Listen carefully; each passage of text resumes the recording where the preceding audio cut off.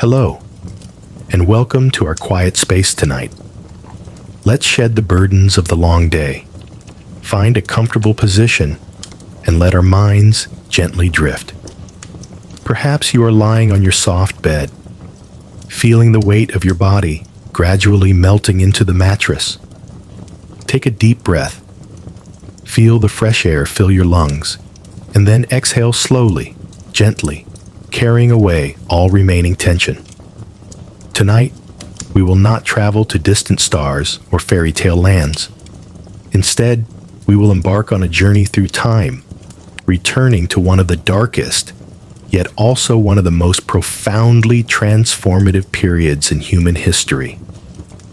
We will experience life in Europe in the mid-14th century, just before and during the time a colossal shadow known as the Black Death enveloped the continent. Don't worry, our story will not focus on horrifying images or shocking details. Instead, we will listen to the story from the perspective of ordinary people, farmers, and artisans. We will feel the rhythm of their lives, listen to the familiar sounds of a medieval village, and witness how they faced an unimaginable challenge. This is a story of loss, but more than that, it is a story of extraordinary endurance, of the ability to adapt, and of the rebirth of society from the ashes. Now, close your eyes. Let this voice guide you, like a gentle river carrying you into sleep. Let the images of the past appear softly in your mind, not as a dry history lesson, but as a vivid dream. We are in Europe in the year 1347, and our journey begins. You have just woken up in Europe in the year 1347. The morning air is fresh and a little chilly as you open your eyes, stretching on your familiar straw mattress. This is not a private bedroom as you know it. You are in a one-room wooden house, along with other members of your family. The walls are made using the wattle and daub technique, a wooden frame plastered with a mixture of mud, clay, straw, and animal dung. It sounds primitive, but it keeps the warmth in quite well, although the thatched roof above sometimes leaks during heavy rains. As you slowly awaken, your sense of smell picks up the familiar scents that have become an inseparable part of life. The lingering smell of smoke from last night's hearth fire, the damp earth rising from the floor, and the distinct odor of human bodies that haven't been washed in a long time. Bathing was not a daily habit in the Middle Ages, but the good news is no one really noticed, because everyone around smelled pretty much the same. Hunger begins to rumble in your stomach.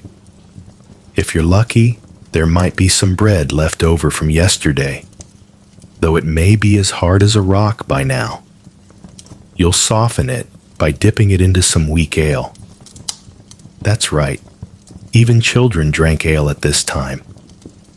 It was a very light beer, and it was often safer than water, which could make you seriously ill if taken from a contaminated source.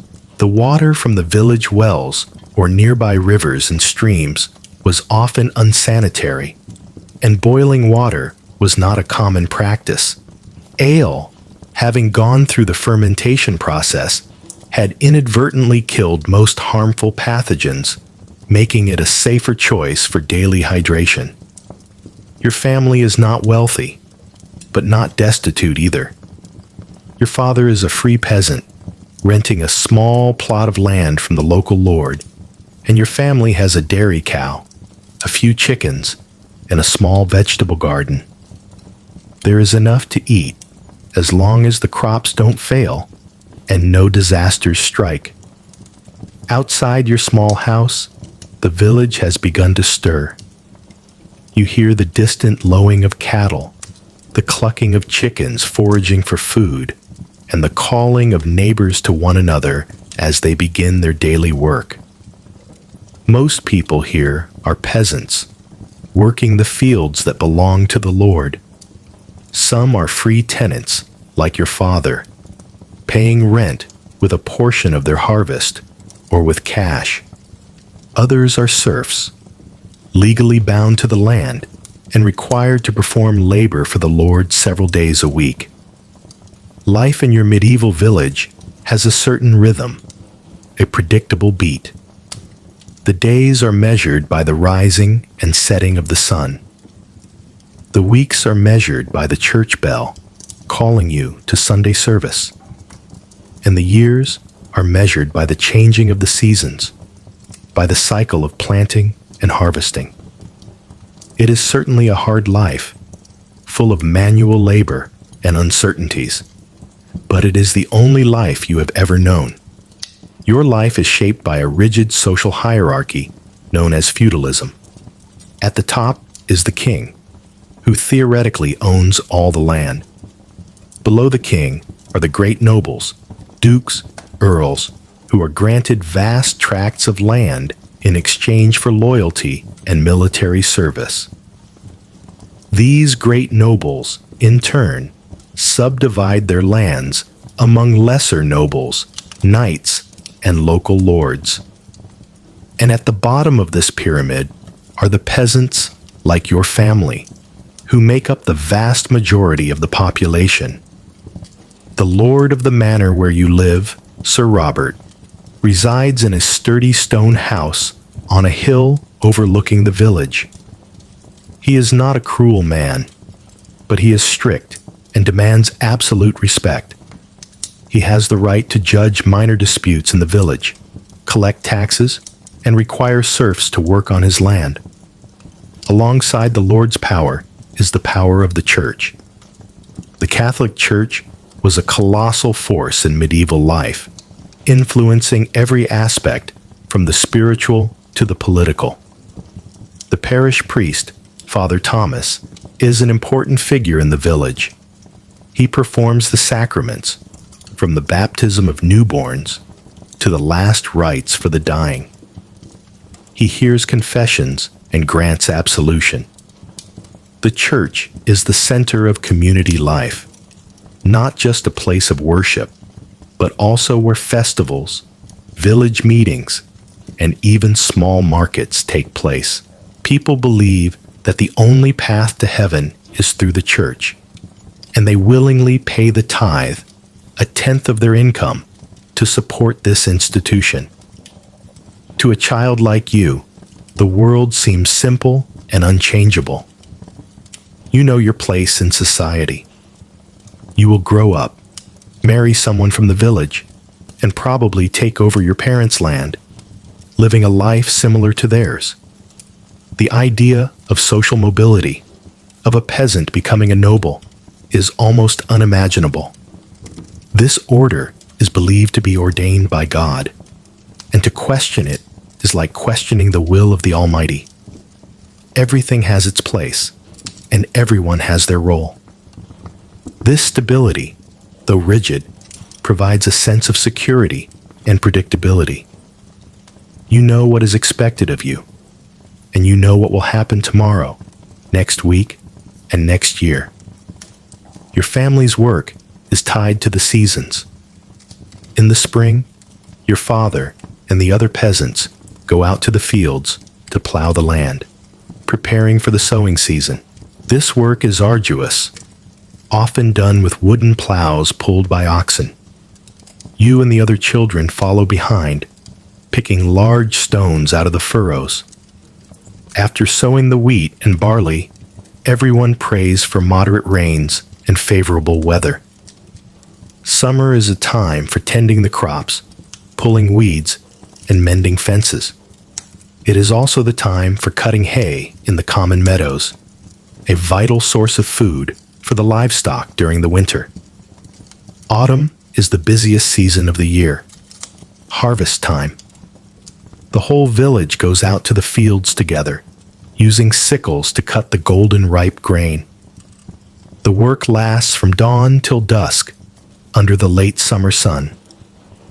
After the harvest, the grain is threshed to separate the kernels from the stalks. then taken to the Lord's mill to be ground into flour.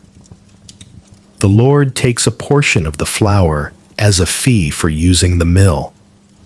The rest will be your family's main source of food throughout the long winter. Winter is a relatively more idle time. Field work ceases. People spend their time indoors, mending tools, weaving cloth, and telling stories around the hearth. It is also a time of anxiety, hoping that the stored food will last until spring arrives and the cycle begins anew. Your life is not all labor. There are moments of joy and celebration. Church holidays, like Christmas and Easter, are occasions for rest and feasting. There will be special meals with a little meat and sweet cakes. There will be music as someone in the village plays a flute or a small drum. In the summer, after the harvest is done, the village might hold a small fair with games, wrestling matches, and perhaps a passing troupe of minstrels. A wedding is also a major event, an occasion for the whole community to celebrate together, to dance, and to bless the new couple. These moments, though rare, are precious bright spots in a life that is largely austere and monotonous. They strengthen community bonds, reminding everyone that they are part of a collective, sharing joys and sorrows together. What you do not know, what no one in your small village, or even in all of Europe can know, is that everything is about to change terribly. A shadow is silently creeping across the continent, a shadow that will transform society in ways that no war or famine has ever done. The first whispers reach your village on the lips of a traveling merchant. He is one of the village's few connections to the outside world, stopping by occasionally to sell salt, ironware, and small luxury items that the villagers cannot make themselves. He brings with him stories of distant lands, of splendid cities and powerful kings. This time, as he stops at the village tavern, he brings a different story, a disturbing one. He tells of a strange disease that has ravaged cities along the trade routes in the Far East. They call it the Great Pestilence, he says, his voice low. It comes from the lands of the Tartars, across the Black Sea. People are dying by the thousands in just a few days. He describes the symptoms vaguely but frighteningly. High fever, delirium, and strange black swellings appearing on the body. Some villagers in the tavern make the sign of the cross and mutter prayers. Others dismiss it, thinking it's just the exaggerated tales of a salesman trying to get attention. After all, alarming rumors often spread faster than the truth, and the world outside the village always seems full of distant and unbelievable dangers. The merchant continues on his journey, and for a while, life in your village goes on as usual. People are busy with the autumn harvest, and the merchant's story is gradually forgotten, submerged in daily worries. But the whispers remain, lingering in the air like a storm cloud on the distant horizon. Occasionally, another traveler passing through brings similar pieces of news, each time a little closer, a little more frightening.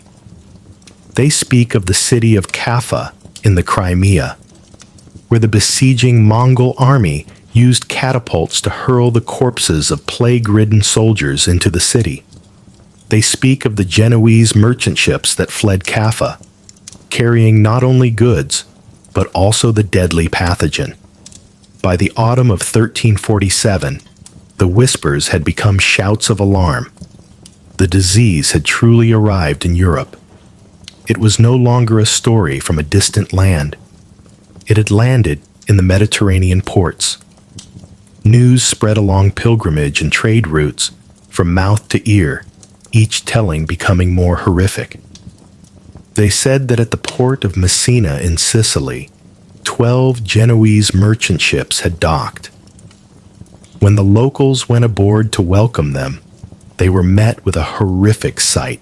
Most of the sailors on board were dead, and the survivors were gravely ill, their bodies covered in strange black tumors that oozed blood and pus.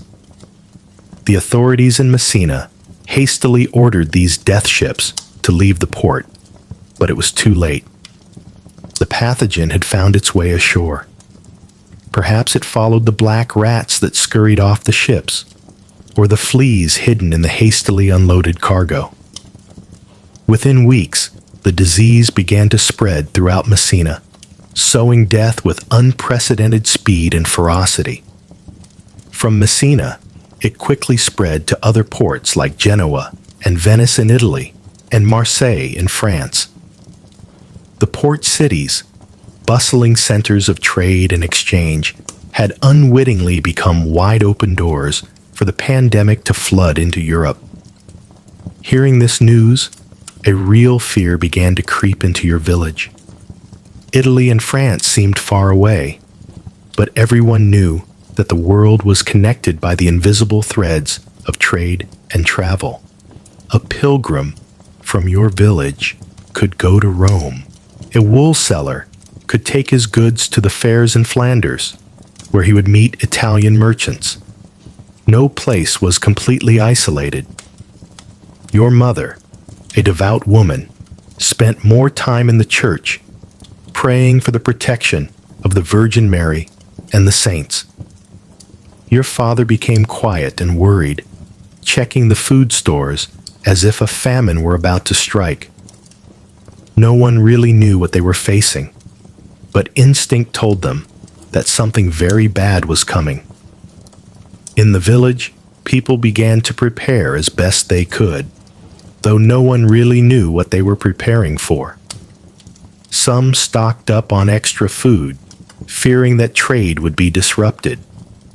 Others resorted to superstition.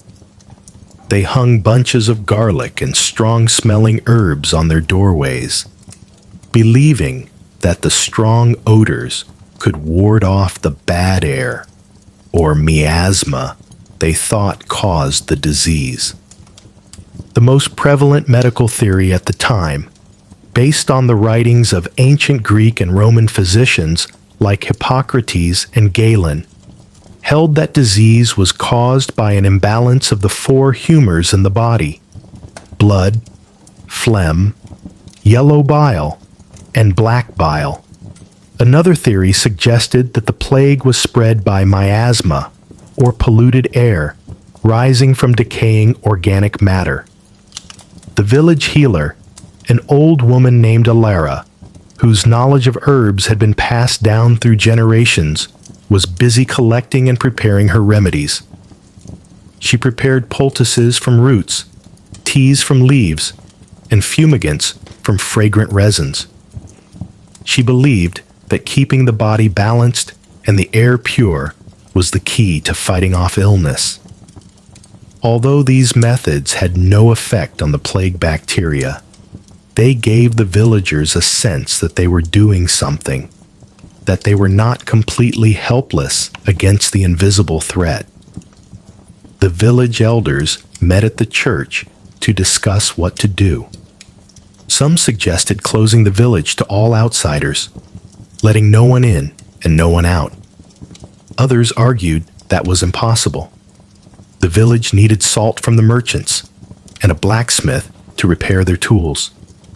Complete isolation would mean economic collapse. In the end, no decision was made. Life went on, but with an undercurrent of fear and suspicion. Whenever a stranger appeared in the village, people looked at them with wary eyes.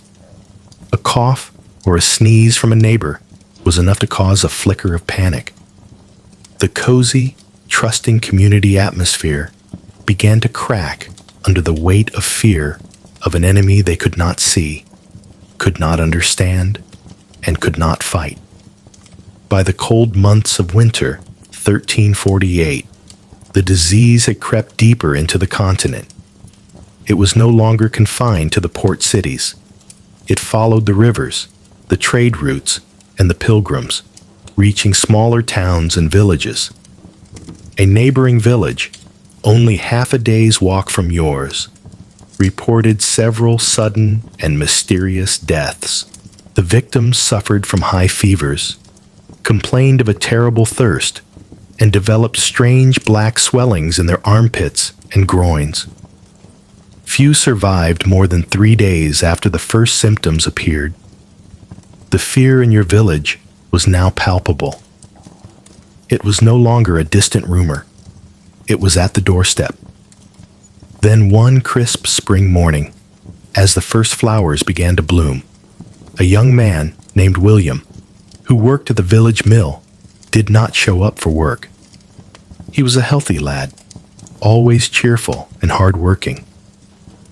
When someone went to his house to check, they found him in bed, shaking with a high fever, his body drenched in sweat. His neck was swollen with a hard, painful lump the size of a chicken's egg.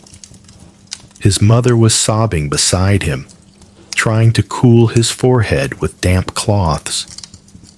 She had tried giving him Alara's herbal teas, but they had no effect. Everyone in the village who heard the news knew what it meant. The plague had arrived. The arrival of the first case sent a wave of panic through the village. Neighbors who had been close to William's family now shunned their house. Some even threw stones at their windows, shouting for them to leave the village, as if driving out the victim's family could drive out the disease itself. Father Thomas, the priest, bravely went to visit William to administer the last rites, but even he kept a certain distance, his face pale with fear. In just 2 days, William's condition worsened. He began to cough up blood, a sign that the disease had spread to his lungs. He was delirious, shouting nonsense, and in the early morning of the 3rd day, he died. William, the strong young man, had become the first victim of the Black Death in your village. What followed was a period of horror unlike anything you could have imagined. The disease spread with terrifying speed. One day, a person was perfectly healthy. The next, they had a fever. And by the 3rd day, they were often dead. There seemed to be no rhyme or reason to it. It struck the old and the young, the rich and the poor, the devout and the sinner alike. After William, the next to fall ill was one of the neighbors who had thrown stones at his house. Then the blacksmith's wife. Then the 2 small children of a serf family. Each day, new names were added to the list of the dead. The black boils, which gave the disease its name, the Black Death, caused indescribable pain. They were called buboes, and were in fact violently swollen lymph nodes. Some victims also developed black or purple spots on their skin from subcutaneous bleeding, known as tokens. When the plague attacked the lungs, it caused another form of the disease, called pneumonic plague. This form was even more dangerous, as it could be transmitted directly from person to person through airborne droplets when coughing or breathing. Those who contracted this form rarely survived more than a day or 2. The collapse of society was swift. Fields were abandoned because those who worked them were either dead, too busy caring for the sick, or too afraid to leave their homes. The blacksmith's hammer fell silent. The mill wheel stopped turning. The village, once a bustling place with the sounds of life and labor, was now shrouded in an eerie silence, broken only by the sound of weeping and the mournful tolling of the church bell. At first, The bell tolled for each person who died. But soon, there were too many dead to ring the bell for each one. Eventually, the bell fell silent altogether, as if the church itself had surrendered to the ferocity of the pandemic. You, and everyone in the 14th century, could not know the truth about the enemy you were facing. They came up with countless theories. It is God's punishment for our sins, some said. Groups of self-flagellants, known as the flagellants, traveled from town to town, whipping themselves with leather scourges until they bled, hoping their painful penance would appease the divine wrath. It is the bad air, others claimed, carrying bouquets of flowers or fragrant herbs, posies, to sniff, believing the pleasant smells could purify the toxic air. It is the alignment of the planets, astrologers declared. A few, in their desperation and search for a scapegoat, blamed minority communities. It is the Jews poisoning the wells, a few muttered darkly, leading to horrific massacres in many parts of Europe, although your village had no Jewish residents, and such accusations were entirely baseless. The truth, which science would take centuries to discover, lay in a tiny, invisible organism. The Black Death was caused by a bacterium called Yersinia pestis. This tiny organism lived in the guts of fleas, and these fleas, in turn, lived as parasites on the backs of black rats, Rattus rattus.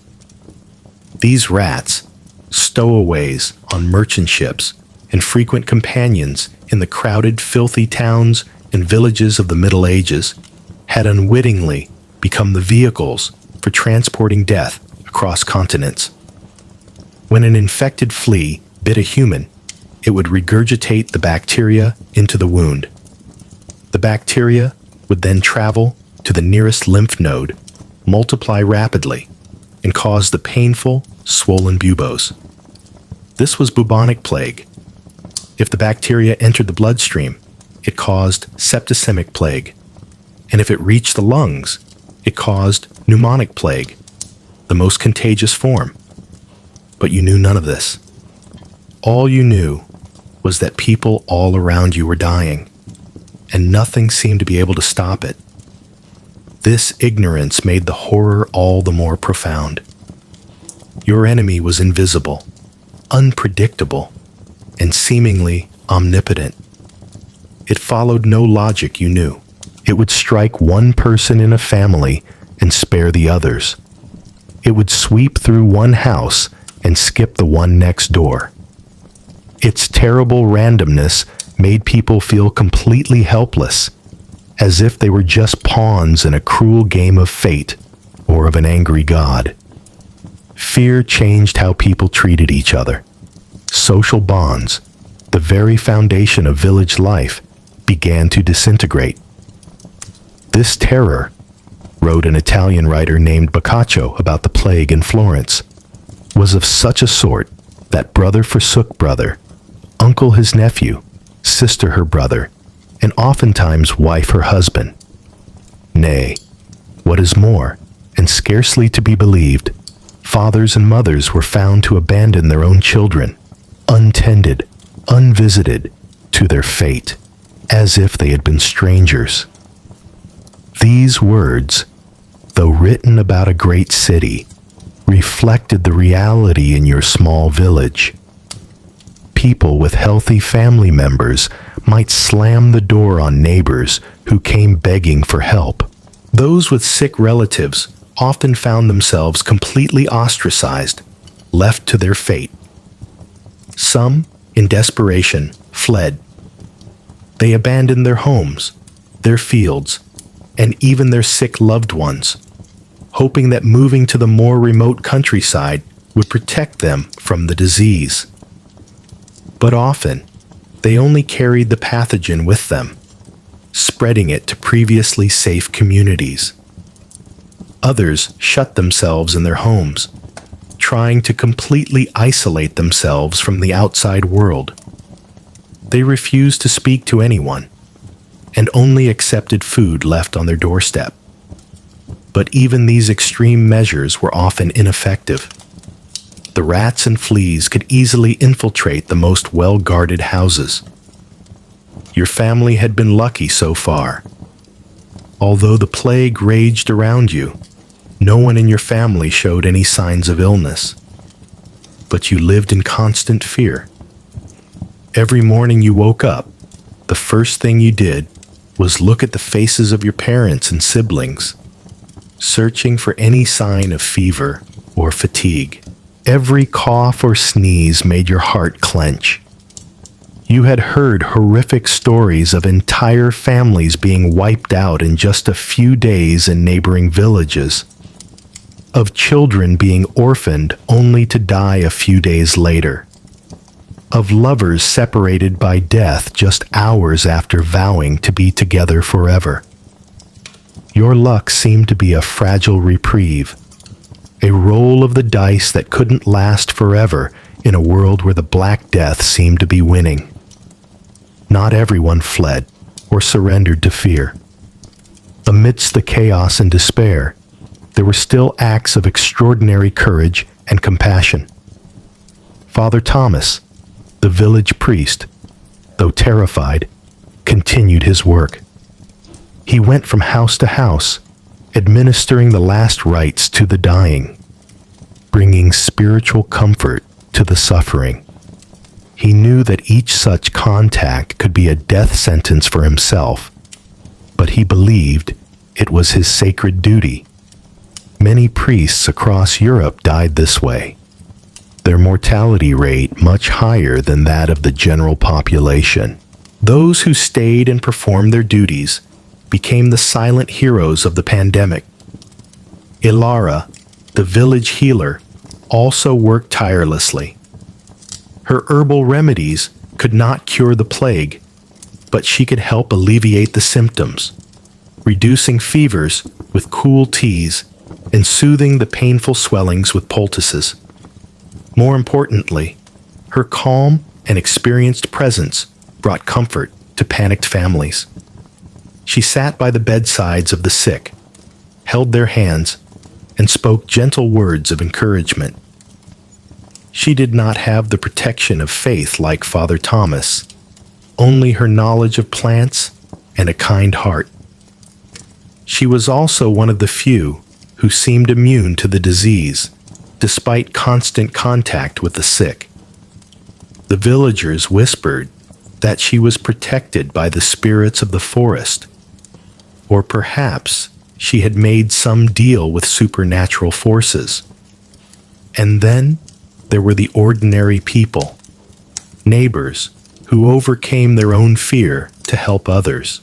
A woman whose husband and children had died of the plague, instead of succumbing to grief, dedicated her time to caring for the orphaned children in the village. A young man who had lost his entire family volunteered for the horrific task of collecting the bodies and taking them for burial, as no one else was willing to do it. These selfless acts, though small in the context of a global catastrophe, were sparks of humanity in the darkest of times, a reminder that even in the face of death, humans are capable of love and sacrifice. One of the most heartbreaking aspects of the plague was the change in how the dead were treated. In normal times, death was a solemn community event. When a person died, the family would wash and dress the body. Neighbors would come to pay their respects, to pray, and to offer condolences. There would be a procession to the church, where the priest would conduct a requiem mass. The body would then be buried in the churchyard, a sacred place, in the hope of resurrection on Judgment Day. These rituals were vital, not only to show respect for the deceased, but also to ensure the salvation of their souls. But the plague shattered all of that. With so many dead and the fear of contagion, solemn funeral rites became impossible. Bodies were often left in houses for days until someone came to collect them. There were no more dignified processions. Instead, rickety carts clattered through the empty streets, piled high with bodies wrapped in simple shrouds. People were no longer buried individually in single graves. The churchyard quickly filled up. Communities were forced to dig huge mass graves on the outskirts of the village or town. The bodies were thrown in, layer upon layer, like lasagna, as one writer grimly described it, with a little earth sprinkled between the layers. For the survivors, this loss was not just emotional, it was a profound spiritual crisis. The inability to bury their loved ones properly, to perform the necessary rituals to ensure their soul's passage to the afterlife, caused immense pain and anxiety. Many believed that the souls of the improperly buried would wander the earth, unable to find peace. The idea of their loved ones being thrown into an unmarked pit with dozens of strangers was an insult to both the living and the dead, another sign that the world had been turned completely upside down. Your family's luck could not last forever. In a world where the Black Death had killed between a third and a half of the population, escaping it entirely was almost impossible. One morning, your younger brother, an 8-year-old boy named Leo, complained of feeling unwell and having a headache. At first, your mother thought it was just a common cold, but by midday, Leo had a high fever. He shivered uncontrollably, despite being covered with multiple blankets. By evening, as your mother was changing his clothes, she found it. A small, hard, painful lump had appeared under Leo's armpit. A silence fell over your family. The fear you had tried to suppress for months had now invaded your home. Your mother cared for Leo day and night. She wiped his feverish brow with cool cloths, trying to get him to drink small sips of water or weak ale. Your father talked about taking him to the nearby monastery, where the monks were said to have experience in treating the sick. But everyone knew that the monasteries were overwhelmed, with many monks having also fallen victim to the plague. Moreover, moving a seriously ill person might only make his condition worse. In the end, your family decided to stay and care for Leo themselves, entrusting his fate to God. Over the next 3 days, Leo's condition worsened. The lump grew larger, turning an angry red, then gradually black. He screamed in pain and delirium. His breathing became shallow and labored. You and your siblings took turns sitting with him, though fear made you want to keep your distance. You told him stories, sang the lullabies he loved, hoping your voice could penetrate his delirium and bring him some comfort. With each passing hour, hope dwindled. Your family prepared for the worst. On the 4th day, something unexpected happened. While most plague victims usually worsened and died at this stage, Leo's fever suddenly broke. He stopped shivering. When you called his name, he opened his eyes and looked at you. His eyes weak but lucid. The lump was still there, a frightening object on his small body, but it seemed to have softened somewhat. Over the next few days, something even more miraculous happened. The lump burst and drained pus. It was a disgusting sight, but to your family, it was the most beautiful sign in the world. It was a sign of life. Against all odds, your brother, Leo, was one of the very few who would survive the bubonic plague. His recovery was slow, He was terribly weak, had lost a lot of weight, and the wound from the burst bubo took weeks to heal, leaving an ugly scar. But he was alive. Your family celebrated his recovery as a true miracle, a sign of God's mercy. The neighbors, who had shunned your family, now came by, bringing small gifts of food and congratulations, looking at Leo with awe and reverence. The boy who survived the plague became a symbol of hope in a village drowning in despair. What your family, and no one at the time, could know was why Leo survived while so many others had died. His survival was not entirely due to luck or divine intervention. Modern science would later discover that some individuals in European populations carry a specific genetic mutation called CCR5 delta 32. This mutation alters a protein on the surface of white blood cells, making it more difficult for some pathogens, including the Yersinia pestis bacterium, to invade and hijack the immune system.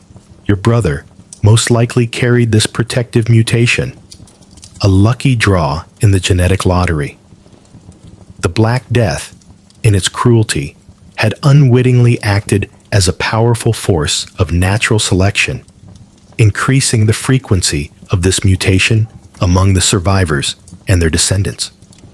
Strangely, centuries later, scientists would discover that this same CCR5 delta 32 mutation also provides significant protection against another deadly pandemic, HIV, the virus that causes AIDS. Like Yersinia pestis, HIV also uses the CCR5 protein to enter human immune cells. People who carry one copy of the delta 32 mutation tend to progress to AIDS more slowly, and the rare individuals who carry two copies, one from each parent, are almost completely immune to most strains of HIV. This means that the Black Death, by selecting for survivors with this genetic trait, had inadvertently helped to protect some of their descendants from a disease that would not appear for more than 600 years. It is a stunning example of how historical events can leave deep and lasting biological imprints on human populations, an echo of the past written in our very DNA. Leo's survival was not just a personal story of luck. It was part of a larger evolutionary story, a chapter in the endless dance between humanity and the microorganisms that both sustain and threaten our existence. But that is a story for another time. For now, in your small village in 1349, all you know is that your brother has been given a second chance at life. His recovery brought a new sense of belief to the community. If a child could defeat this terrible disease, then perhaps humanity could too. As the weeks passed and winter approached, the plague began to wane, not due to human intervention, but due to the natural cycle of the disease. Fleas are less active in cold weather, and the rat population also declined. For a short time, there was hope that the worst was over. But the Black Death was not finished. It was only retreating, to return with the warmth of spring, seeking new victims among those who had survived the first onslaught. Over the next 4 years, from 1347 to 1351, successive waves of the plague would sweep across Europe. When the final wave of devastation finally subsided, the world that emerged from the catastrophe was fundamentally changed. Imagine walking through your village in the year 1352. The silence is different. Not the peaceful silence of an early morning, but the silence of emptiness. Your village, which once had about 200 people, now has fewer than 100. Nearly half of the thatched cottages stand empty, their doors swinging in the wind, their thatched roofs beginning to rot. The once carefully tended gardens are now overgrown with weeds. In the fields surrounding the village, the change is even more pronounced. Before the plague, every arable piece of land was used, even the barren plots on the hillsides. Population pressure had forced people to make the most of the land to feed their growing families.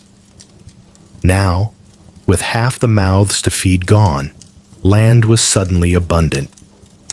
The survivors abandoned the least fertile fields altogether, concentrating their efforts on the best, most fertile land in the valley. This simple change had a surprising result. Crop yields per person increased significantly. Where a peasant family had previously struggled to produce enough food, they now often harvested a surplus. This newfound abundance led to changes in diet. Before the plague, most peasants lived mainly on grain, bread, porridge, and ale. Meat was a rare luxury, reserved for special occasions. Now, with surplus land, many converted grain fields into pastures for livestock. Meat, cheese, and butter appeared more frequently on humble dining tables. Archaeologists studying skeletons from this period have noted a significant improvement in the health and average height of the population after the plague, a testament to better nutrition. For the survivors, it was a small but tangible compensation for the unimaginable loss they had endured. But the most profound change was not in the land or the food, but in the value of human labor. The massive population decline created a severe labor shortage across Europe. The fields still needed to be plowed. The crops still needed to be harvested. Cloth still needed to be woven. Buildings still needed to be repaired. But there simply weren't enough people to do all the work. For the surviving peasants and artisans, this new reality gave them unprecedented bargaining power. Consider your father's case. Before the plague, he was a tenant, working hard to pay rent to the Lord. Now, the Lord's steward comes to him with an offer. The Lord needs someone to repair the roof of the manor house, which was damaged in a storm.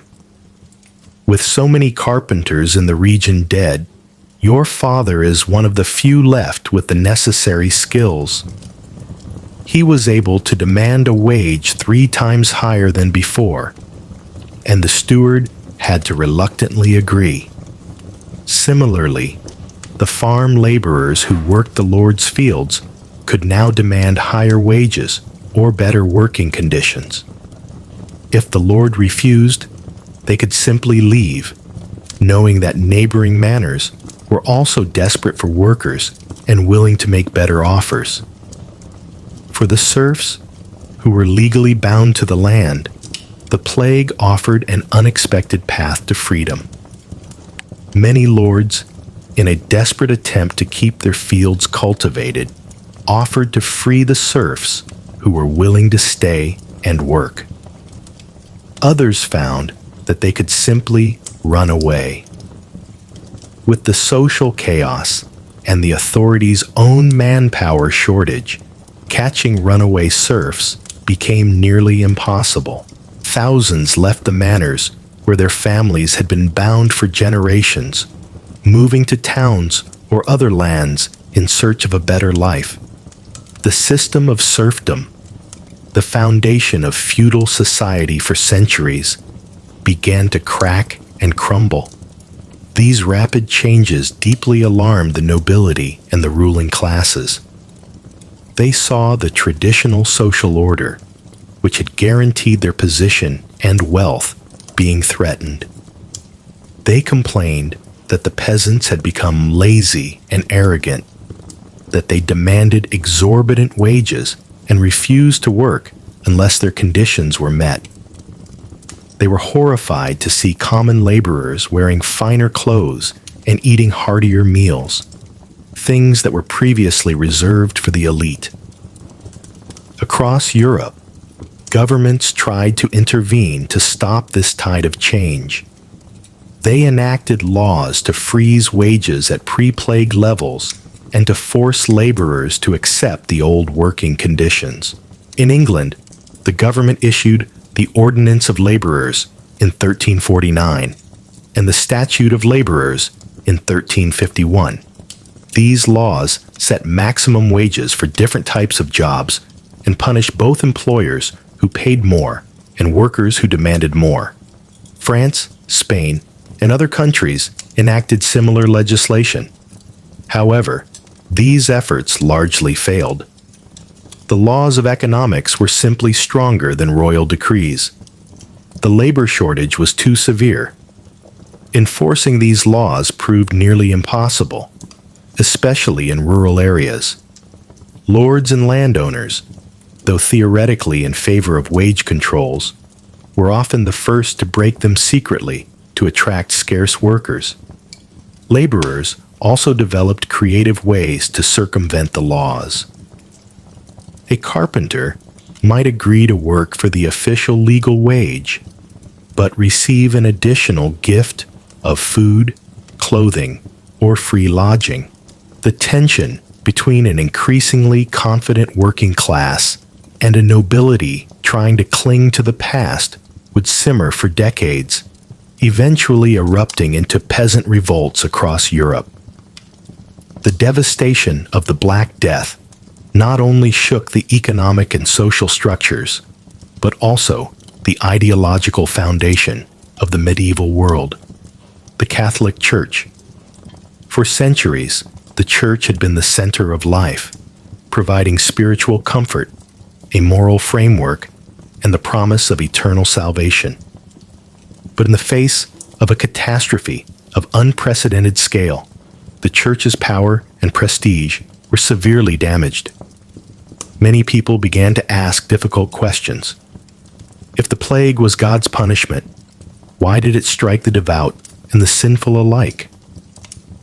Why did monks and nuns, who had dedicated their lives to God, die at such a high rate, even higher than the general populace? Furthermore, the behavior of some clergy during the pandemic eroded public trust. Many priests and bishops fled the affected cities and parishes, abandoning their flocks in their time of greatest need. Those who stayed and bravely performed their duties, like Father Thomas in your village, were often the first to die, leaving their positions vacant. To fill these gaps, the Church was forced to ordain men with little training and questionable morals, lowering the quality and prestige of the clergy. People began to feel that the Church had failed to protect them, both physically and spiritually. The prayers, processions, and rituals seemed to have no effect in stopping the spread of the disease. This disillusionment led to the rise of new religious movements outside the control of the mainstream church. The flagellant movement, the self-floggers, attracted thousands of followers, but they often criticized the wealth and corruption of the church and were eventually condemned as heretical by the Pope. More personal forms of piety also became popular. People began to seek a more direct relationship with God, without the need for the mediation of a clerical hierarchy they no longer fully trusted. This spirit of skepticism and questioning, sown in the years of the plague, would create fertile ground for future religious reform movements, culminating in the Protestant Reformation in the 16th century. While the old institutions were crumbling, new opportunities arose for the survivors.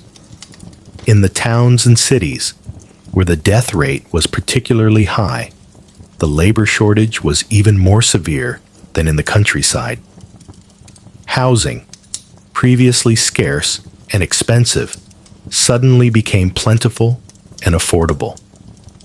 Young apprentices found themselves promoted to the position of master craftsmen years earlier than normal, as the craft guilds lost many of their senior members.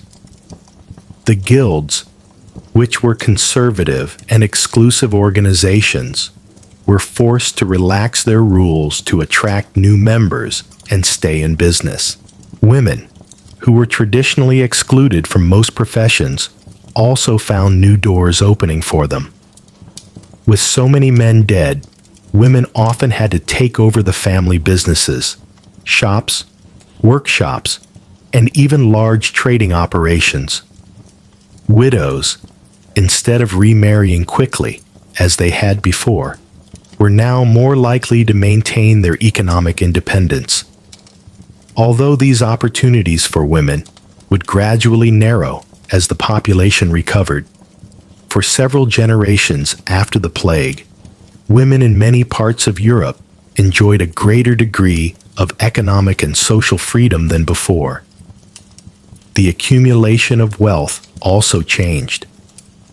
With so many people dying without direct heirs, property was often transferred to distant relatives or even to people with no blood ties. Some ordinary people became wealthy overnight. This shuffling of property blurred the traditional social boundaries. A new middle class, consisting of merchants, lawyers, and wealthy landowners, began to emerge, challenging the dominance of the hereditary nobility. They had money, but no status, and they yearned for recognition, displaying their wealth through patronage of the arts, building magnificent houses, and educating their children. Perhaps the most profound legacy of the Black Death was the change in mindset, in how people viewed the world and their place in it. The experience of surviving a catastrophe that killed half the people around you left an indelible psychological mark. On the one hand, it created an obsession with death. The art and literature of the period are filled with macabre imagery, dances of death, where skeletons lead people from all walks of life, from the Pope and Emperor to the peasant to the grave. Reminders of the transience of life, memento mori. But on the other hand, facing the fragility of life also made many people appreciate it more. The survivors, perhaps aware that life could end at any moment, embraced worldly pleasures with a new enthusiasm. They spent more freely, wore more colorful clothes, and enjoyed better meals. One chronicler wrote, "And those who were left after the plague gave themselves up to pleasures, taverns, games, and dice, and they plunged into a dissolute life." This was not mere debauchery, but an understandable psychological reaction to a collective trauma. If you could die tomorrow, why not live for today? More importantly, the plague shook the belief in the immutability of tradition. When half the population died, when social structures collapsed and were rebuilt in new forms, when once unquestionable authorities proved helpless, the idea that the world must always remain as it was lost its power. People began to realize that change was possible. They could imagine different ways of organizing work, of distributing wealth, of structuring power.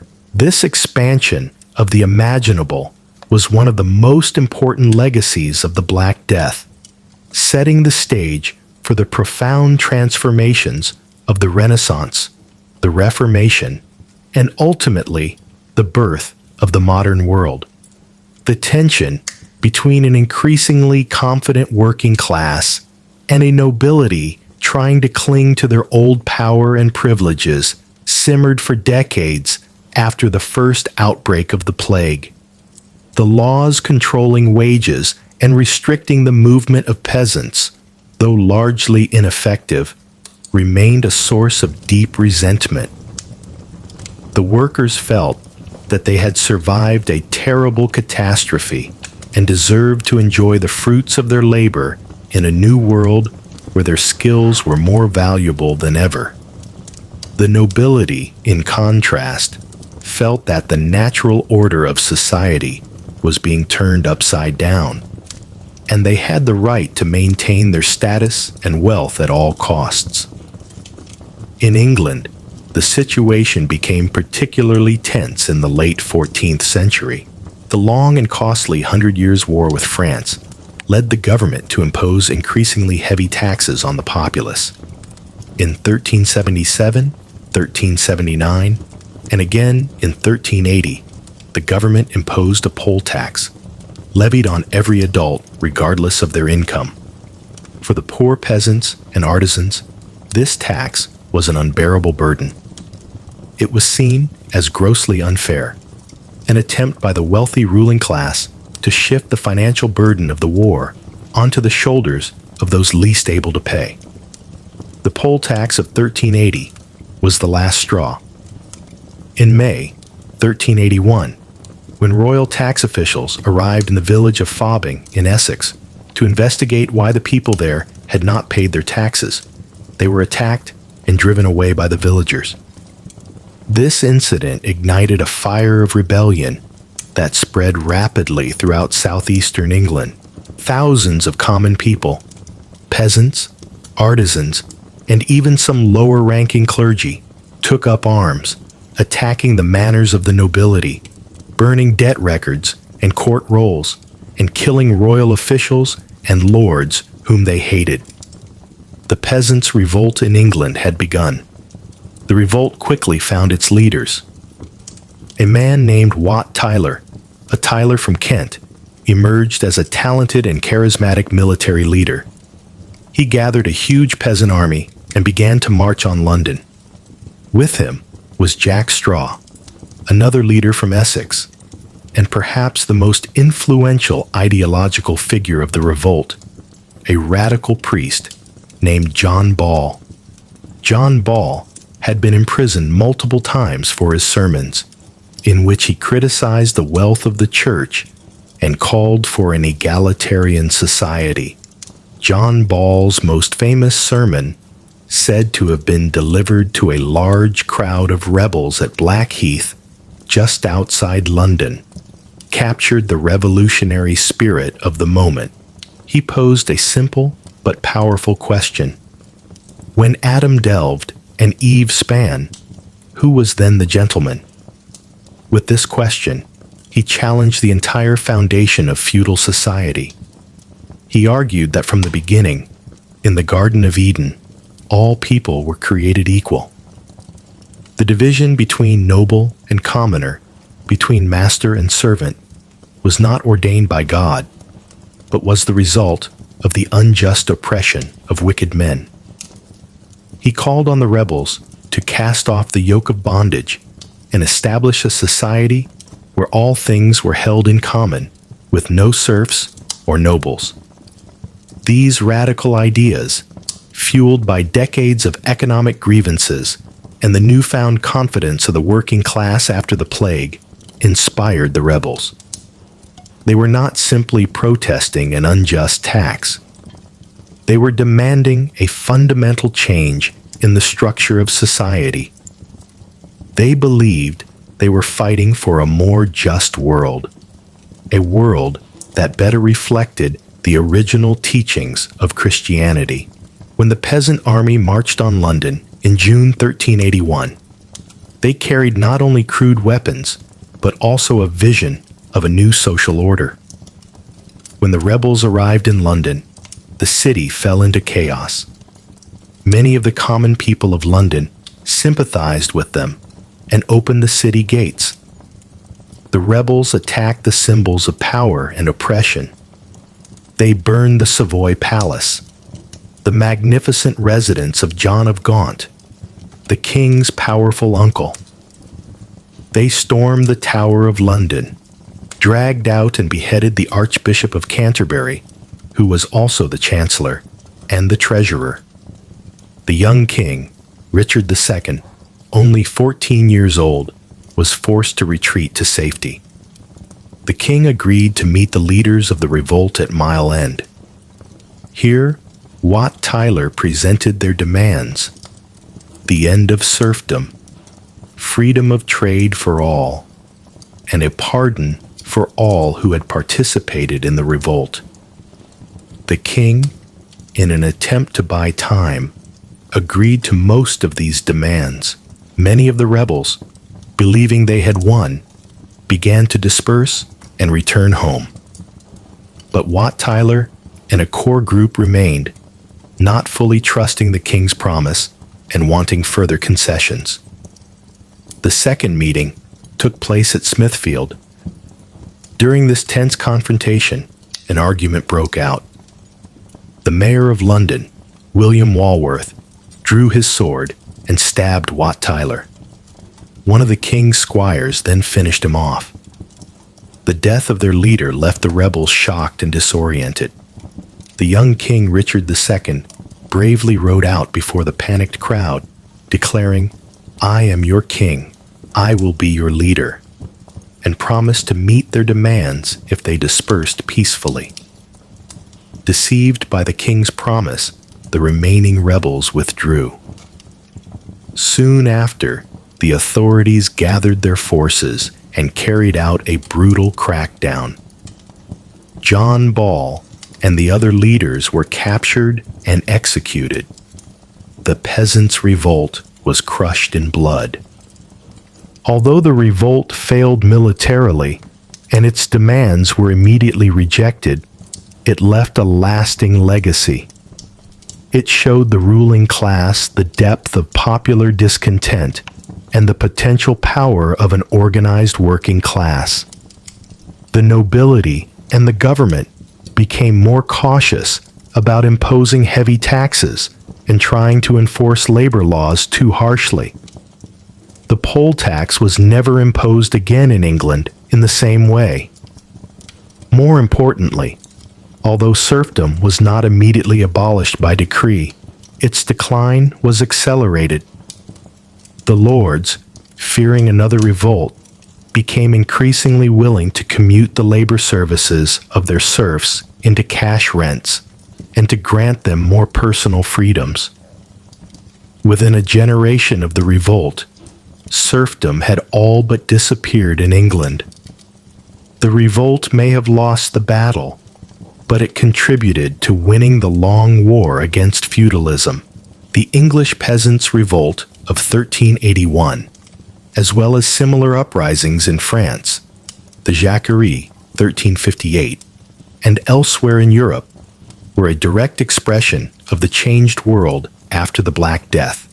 They were the voice of ordinary people who had survived an unimaginable catastrophe and were no longer willing to accept their place in a social order they considered unjust and oppressive. The rebels may have been defeated, but their spirit of defiance and their aspiration for a better life would continue to shape the development of European society for centuries to come. The consequences of the Black Death were not just economic, social, or political. They seeped into the deeper aspects of the human experience, how people felt about time, about life, and about themselves. Before the plague, life was measured by natural cycles, the changing of the seasons, the festivals of the church, and the succession of generations in a slow, predictable rhythm. Time was cyclical, but the plague broke that cycle abruptly and brutally. It showed that life could be cut short unexpectedly, that the future was uncertain. This new awareness of the fragility of life led to a change in how people used their time. There was a new urgency, a desire to make the most of one's time on Earth. This was reflected in the proliferation of mechanical clocks in cities. Previously, time was measured relatively by sundials or church bells. The mechanical clock, with its ability to divide the day into precise hours and minutes, brought a new, more linear view of time. Time was no longer an endless cycle, but a finite resource to be measured, managed, and used efficiently. The motto, tempus fugit, time flies, became popular. This focus on earthly life was also reflected in a change of values. While the pre-plague medieval worldview emphasized preparing for the afterlife, the post-plague worldview paid more attention to experiences and achievements in this life. This did not mean that people abandoned their faith, but there was a subtle shift in the balance. The newly wealthy merchants and artisans wanted to leave a tangible legacy in the world. They funded the construction of chapels, commissioned works of art, and established charities in their names. There was a new confidence in human ability to shape one's own world, a spirit that would be the foundation of Renaissance humanism. The demographic shock of the plague also inadvertently spurred the spread of knowledge. With so many educated clergy and scribes dead, the production of handwritten manuscripts became extremely slow and expensive. At the same time, the rise of a literate middle class created a growing demand for books. This combination of scarce supply and increasing demand created strong economic pressure to find a faster and cheaper method of producing books. The answer came in the mid-15th century with the invention of Johannes Gutenberg, the printing press with movable metal type. Although printing technology had existed in other forms, Gutenberg's invention allowed for the mass production of books at a speed and cost that was previously unimaginable. The first mass-produced book was the Bible, but soon the printing press was used to produce all sorts of works: classical Greek and Roman texts, scientific treatises, political pamphlets, and literary works in vernacular languages. This printing revolution changed the world. It broke the monopoly on knowledge held by the church and the elite. Ideas could spread faster and farther than ever before. A craftsman in London could read the same book as a merchant in Venice. The religious debates of the Reformation were fueled by the wide dissemination of the writings of Martin Luther and other reformers. The scientific revolution was built on the ability of scientists to share their discoveries and theories with an international community. Although the Black Death did not directly cause the invention of the printing press, it created the economic and social conditions that made such an invention necessary and profoundly impactful. The echoes of the Black Death still linger in our language and culture today, often in ways we don't recognize. The word quarantine, which we have used so much in recent pandemics, comes directly from the Venetian practice during plague outbreaks. Ships arriving from affected areas were required to anchor offshore for 40 days, 40 giorni in Italian, before being allowed to dock. Even seemingly innocent nursery rhymes can carry faint memories of the plague. The song "Ring Around the Rosie" is often thought to be a description of the plague's symptoms. Ring around the rosy may refer to the red, ring-shaped rashes on the skin. A pocket full of posies refers to the fragrant herbs people carried to ward off the bad air. Ashes may refer to the mass cremation of bodies. And "we all fall down" is a clear reference to death. Although folklorists debate the exact origin of this rhyme, its connection to the plague remains part of popular lore, an example of how collective trauma can be encoded in culture in unexpected ways. The cultural legacy of the plague can also be seen in the changing of stories and legends. Stories of the apocalypse of God's judgment, and of omens became popular. At the same time, there were also stories of miraculous survival, of mysterious healers, and of communities that overcame the ordeal together. These stories, retold over generations, helped people process and understand an event that was beyond normal comprehension.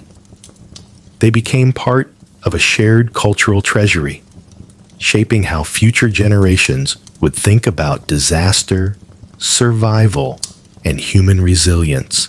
Now, let us let our minds drift forward through time, to another time and another place, but still in the long shadow of the plague. Nearly 300 years have passed since the first devastating waves of the Black Death. It is now the summer of 1665, and we are in Ayam, a small and beautiful lead mining village nestled in the hills of Derbyshire, England. The plague, though no longer a pan-European pandemic, still returned periodically in local outbreaks. This time, it was ravaging London in an event that would become known as the Great Plague of London. But in Ayam, far from the chaos of the capital, life went on peacefully. The village had about 800 inhabitants, a close-knit community where everyone knew each other, and families had lived for generations. They worked in the lead mines, farmed small plots of land, and gathered at the parish church of St. Lawrence every Sunday. They felt safe in their isolation, believing that the plague was a problem of the big city, that it could not possibly reach their remote village. But they were wrong. Fate had other plans, a plan that would test their courage and write the name of this small village into history forever. In late August, a package arrived in Ayam, sent from London to the village tailor, Alexander Hadfield. It contained a bundle of damp cloth. His assistant, George Vickers, opened the package and hung the cloth by the fire to dry. He had no idea that, hidden in the folds of the cloth, were fleas carrying a deadly cargo, the Yersinia pestis bacteria. Within a few days, George Vickers fell ill with the familiar horrific symptoms. He died on September 7th, 1665. The plague had come to Ayam.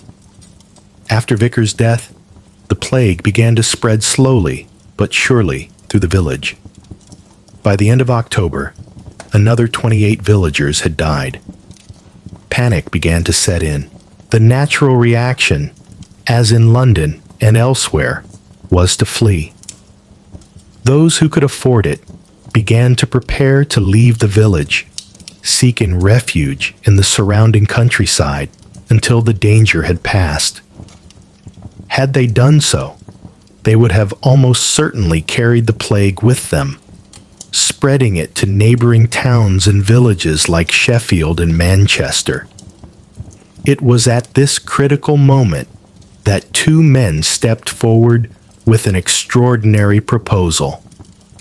William Mompesson, the newly appointed rector of the village, and Thomas Stanley, the previous Puritan rector, put aside their religious differences to appeal to the villagers together. They proposed something unimaginable, that the entire village would voluntarily quarantine itself. No one would be allowed to leave. No one would be allowed to enter. They would contain the plague within their own boundaries, accepting that many of them would die, in order to save countless others in the surrounding communities. It was an astonishing request, a call for collective sacrifice on an incredible scale. Yet, after much discussion and prayer, the villagers of Ayam agreed. They drew a circle of boundary stones around the village, a sanitary cordon that no resident would cross. The Earl of Devonshire, from nearby Chatsworth House, promised to leave food and supplies at these stones. Money to pay for the supplies was placed in holes in the stones filled with vinegar, as it was believed that vinegar could disinfect the coins. By an act of collective will, the village of Ayam sealed itself off from the outside world to face their enemy alone. What followed over the next 14 months was a story of unimaginable suffering and courage. The plague ravaged the isolated village. The death rate soared during the hot summer months of 1666. At times, people died every day. Entire families were wiped out. The churchyard quickly filled, and people had to start burying their loved ones in their gardens and in the fields. Amidst this tragedy, personal stories of resilience emerged. A woman named Elizabeth Hancock lost her husband and 6 children in just 8 days.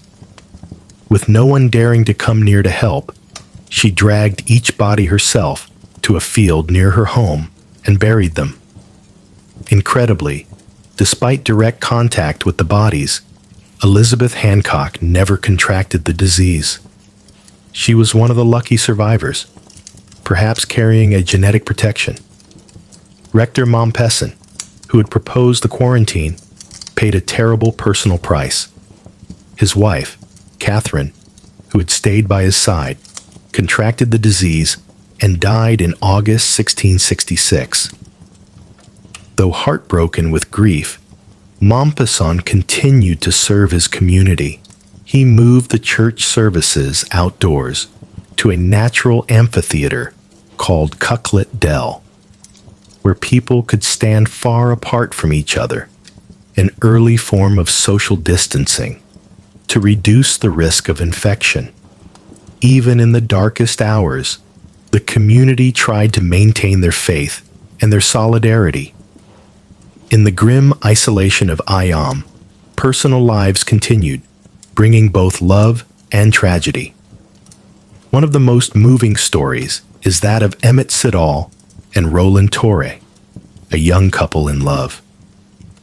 Emmett lived in the village of Ayam, while Roland lived in a neighboring village. When the quarantine was imposed, they were suddenly separated. Unwilling to lose contact completely, they arranged to meet at a safe distance at a place called Cucklet Dell. They would stand on opposite sides of a small stream, close enough to see and talk to each other, but far enough to avoid any risk of infection. These brief meetings were their only source of comfort during the early months of the quarantine. But as the spring of 1666 arrived, and the plague began to rage at its fiercest, Emmett stopped coming to their meeting place. Roland continued to go there every day, calling her name in vain. He did not know that Emmett had become one of the plague's victims in April. Only after the quarantine was finally lifted did he learn the heartbreaking truth. Their story, a love cut short by disease but marked by devotion, has become one of Ayam's most enduring legends, a symbol of the personal tragedies that played out behind the great collective decision. Another, stranger story is that of Margaret Blackwell. She fell gravely ill with the symptoms of the plague and was left for dead by her family. Delirious with thirst, she stumbled into the kitchen and drank a large quantity of rendered bacon fat, which she mistook for milk. To everyone's astonishment, Margaret recovered. For centuries, the villagers would tell the story of how bacon fat had cured the plague. The truth was probably more complex.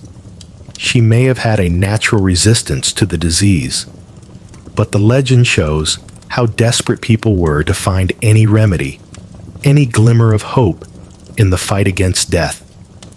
As the death toll rose, burial became a pressing problem. A man named Marshall Howe, who had survived the loss of his wife and son, took on this grim task. He was not a selfless hero. It is said that he took the job for the money and even looted the homes of the dead before burying them. Yet, his story contains a medical mystery. He handled hundreds of infected bodies, entering houses that no one else dared to approach. By all logic, he should have been one of the first to die. Yet, Marshall Howe survived the entire outbreak without a single symptom. Like Elizabeth Hancock, he seemed to be completely immune to the disease. Again, modern science suggests that he likely carried 2 copies of the CCR5 Delta 32 gene mutation, giving him almost absolute protection. To the villagers of Ayam, his survival was a mystery, perhaps proof that God worked in inscrutable ways, or perhaps just blind luck. Whatever the reason, his work, whatever its motivation, was an essential service that saved the village from an even worse situation, with unburied bodies. The existence of immune survivors like Elizabeth Hancock and Marshall Howe, alongside the vulnerable, created a complex picture of life and death in the village. It was not simply a disaster that wiped out everything in its path. It was a ruthless process of selection, sparing some and taking others based on invisible factors that no one at the time could understand. Each survivor carried with them a story of luck, resilience, or a biological quirk that allowed them to see the dawn again. When the plague finally ended in November 1666, it had raged in Ayam for 14 months. Of the original population of about 800, 260 had died. The mortality rate was much higher than the average for the Great Plague of London. Entire family lines were wiped out. The village was devastated.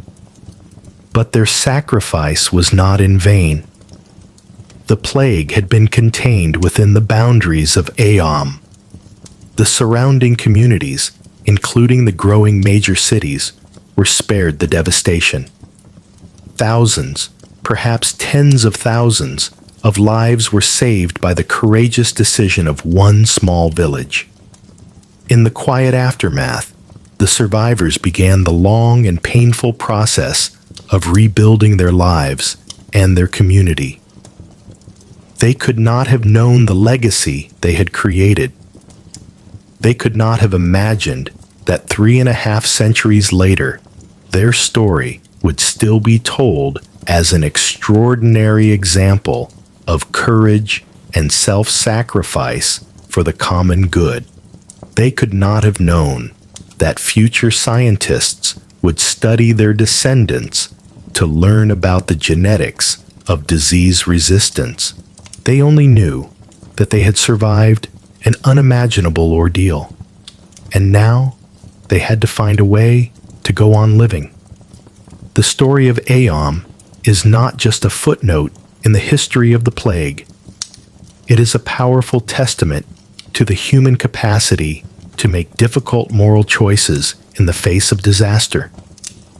Those villagers chose the welfare of strangers over their own safety. They put the common good above individual survival. In a world that often prioritizes self-interest, their actions remain a source of inspiration and a reminder of the best that humanity can achieve, even in the darkest of times. As we drift into the deeper levels of sleep, let us look at the big picture one more time. The Black Death and subsequent plague outbreaks were not just historical tragedies. They were powerful agents of change, events that reshaped the Western world in ways that still affect us today. Their legacy can be found in our DNA, in our social structures, in our economic systems, and even in how we face our own crises. The biological legacy, as we have seen, is one of the most remarkable. The ruthless, natural selection of the plague increased the frequency of protective genes, like CCR5 Delta 32, in European populations, a legacy that unexpectedly provided benefits in the fight against HIV/AIDS centuries later. It may also have shaped our immune systems in other ways, possibly contributing to both its strengths and its weaknesses. History is not just written in books. It is also etched in our genome. The economic and social legacy is no less profound. The decline of serfdom in Western Europe, the rise of a working class with higher wages and more freedoms, the emergence of a new middle class, all of these have their roots in the sudden demographic shift caused by the plague. The world was no longer a place where one's status was determined entirely by birth. Opportunity, though still limited, began to open up for those with skill, ambition, and luck. The foundations for capitalism and modern societies were laid in the chaos of the post-plague world.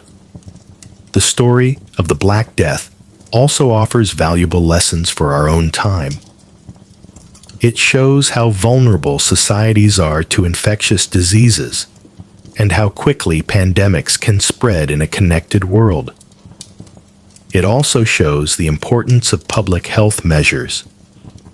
The concepts of quarantine, social distancing, and the need for individual sacrifice for the common good are not new inventions. They are lessons written in the blood and tears of past generations. Their struggle to understand an invisible disease also mirrors our own challenges in facing new threats. The spread of misinformation, the search for scapegoats, the tension between individual liberty and community responsibility, all of these have echoes in history. But history also shows the human capacity to learn and adapt. From initial efforts based on superstition, societies gradually developed more effective responses to epidemics, laying the groundwork for modern medicine and public health. Perhaps the most important lesson is about human resilience. The Black Death was one of the worst disasters ever to befall humanity. It caused suffering and loss on an almost incomprehensible scale. Yet, humanity did not collapse. The survivors did not surrender to despair. They mourned the dead, and then they began to rebuild. They created new families, new communities, and ultimately, a new world from the ashes. Their story is a powerful testament to the strength of the human spirit to endure, to adapt, and to find hope even in the darkest of circumstances. Now, as our story comes to an end, let these final images gently carry you into sleep. Imagine once again the medieval village we visited, but now many years later. The empty houses are inhabited again. The fields are cultivated once more. The laughter of children rings out again in the village streets. The survivors, now older, carry with them the memories of a dark time, but they also carry the strength and wisdom gained from having overcome it. They did not know that their story would be retold centuries later, that their choices and sacrifices would continue to have meaning. They simply lived their lives, facing the challenges that fate had set before them with courage and perseverance. And in doing so, they became part of a larger story, the story of humanity's unending survival and progress. You are a part of that story. Their legacy, both biological and cultural, still flows in the veins of our world. As you sink deeper into sleep, feel that connection. Feel the strength of resilience that has been passed down through countless generations. Let the peace of history past envelop you. All the worries of today are small compared to the challenges that humanity has overcome. And just as the survivors of the Black Death found peace after the storm, you too can find rest and restoration in a deep and peaceful sleep tonight. And so, our journey through one of the darkest and most transformative chapters of history has come to an end. We have walked the paths of a long-vanished world, felt its rhythm of life, shared the fears and hopes of the people who lived and died there. We've seen a society pushed to the brink of collapse, only to find the strength to rise again, to rebuild, and to change profoundly. The story of the Black Death is not just a story of disease and death. It is a story of economics, of the shift in power from land to labor. It is a story of society, of the fracturing of rigid hierarchies and the rise of new opportunities. It is a story of faith, of doubt, and the search for new meaning. And above all, it is a story of people, of our fragility, but also of our incredible resilience. Now, let these stories dissolve into the background of your mind, like dreams upon waking. Hold on to the feeling of resilience, of the strength that has helped humanity overcome unimaginable challenges. That strength is also within you. As you drift away, deeper and deeper into sleep, know that you are resting. You are restoring. The noise of the outside world fades away. All that remains is the stillness of the night and the steady rhythm of your own breath. Every exhale is a letting go of thoughts, of worries, of the images from the story we just told. Every inhale is a receiving the peace, the quiet, and the restoration of a deep sleep. There's nothing left to do, nowhere left to go, only to be here, right now, in the comfort and safety of your bed. Let the soft darkness of sleep envelop you, like a warm blanket. Sleep well, and we'll meet again on another historical journey.